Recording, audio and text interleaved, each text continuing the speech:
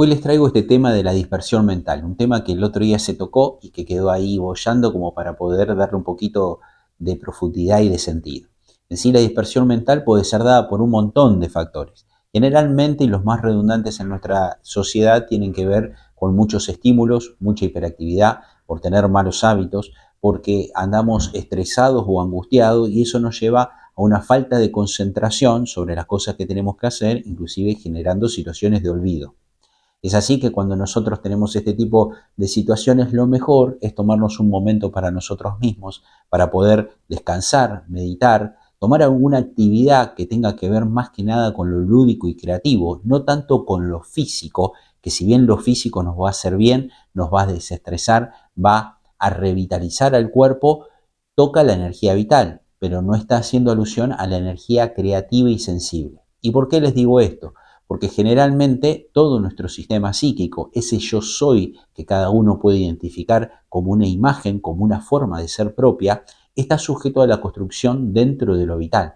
Pero hay otros factores que no tienen que ver con lo vital, que hace alusión más que nada a la creatividad y a la sensibilidad, que a veces el sistema psíquico carece de herramientas para poder gestionarlas. Es ahí en donde nuestra sensibilidad, nuestra creatividad se ve conectada a un montón de información del entorno y por ende nos sentimos un poco confundidos, descentrados y por ende llegamos a un desequilibrio. Es ahí en donde se produce esta falta de atención, en donde la mente se dispersa, empieza a tener problemas de memoria y por ende no atiende a las cosas como debería atenderlas. Es así que cuando nosotros empezamos a tomar conciencia que el ser humano también porta sensibilidad y creatividad, y es cuando nosotros podemos comenzar a darle un lugar constructivo en nuestra realidad y en nuestra vida.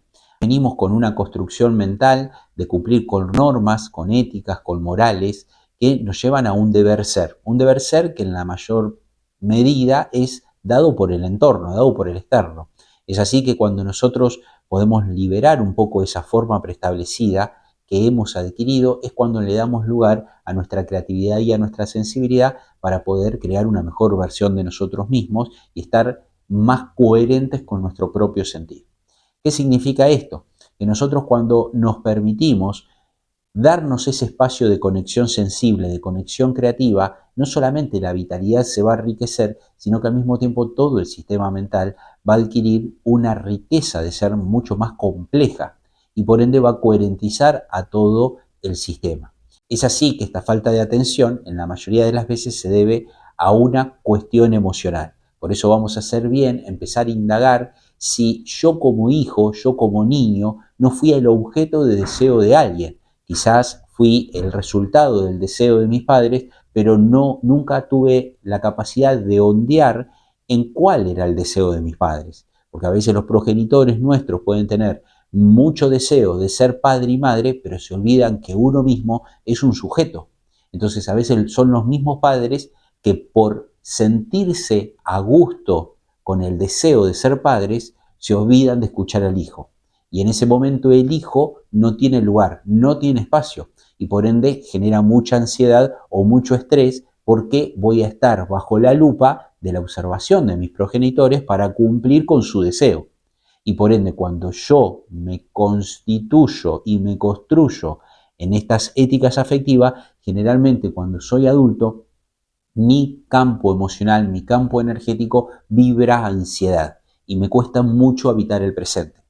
Cuando a mí me cuesta mucho habitar el presente, puedo empezar con un trastorno de ansiedad, pero puede agudizarse inclusive a pánicos, simplemente por una cuestión de que como adulto, emocionalmente, estoy consolidado en saciar o cumplir con algo que no es en relación a mi propio deseo de ser. Es por eso que las personas que tienen falta de atención sobre algo, en primera instancia tienen que empezar a darse ellos el permiso para un momento de encuentro con ellos mismos. Quizás prácticas de meditación, prácticas de Reiki pueden ayudar a que todo el sistema pueda habitarse, volver a encarnar el cuerpo, porque a veces lo que genera la falta de atención es que nos sintamos desconectados o abstraídos, o mejor dicho, fuera de nuestros cuerpos, como una falta de encarnación, una falta de materialización. Entonces es importante empezar a trabajar desde el campo de la respiración en el registro personal.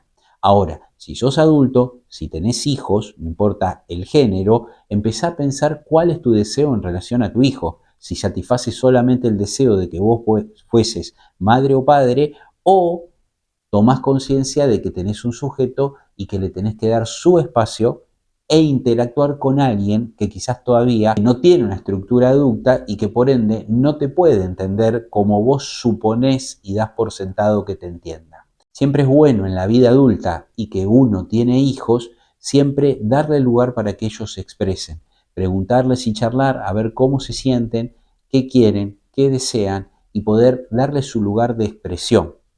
Porque a veces sin darnos cuenta, los adultos en nuestro campo emocional y energético abordamos demasiado la vida de nuestros hijos y por ende ellos empiezan a querer exigirse para cumplir con nuestro deseo.